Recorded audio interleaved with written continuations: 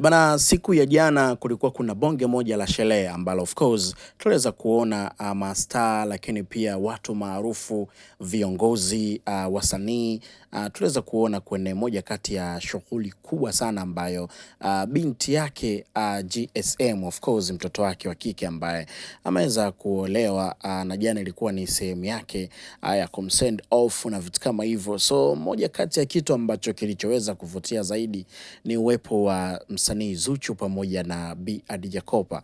Moja kati ya vitu ambavyo vilikuwa ni vikubwa sana na viliweza kuipendezesha zaidi na kuiongezea thamani hiyo harusi, na mambo yakakaa vizuri kinoma noma. So wedding hiyo bwana imeenda poa, na the way ambavyo Zuchu alivyoingia kwenye stage ilikuwa ni hatari.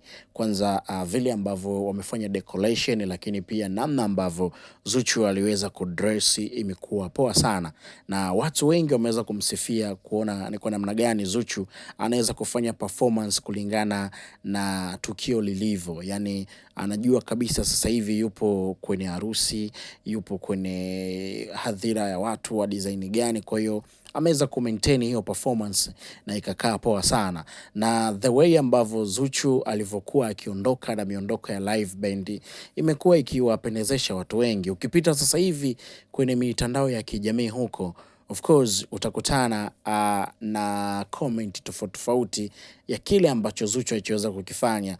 Mastaa wengi walikuwepo, baadhi ya viongozi pia walikuwepo kwa hichi ambacho kilichoweza kutokea pale kwa GSM.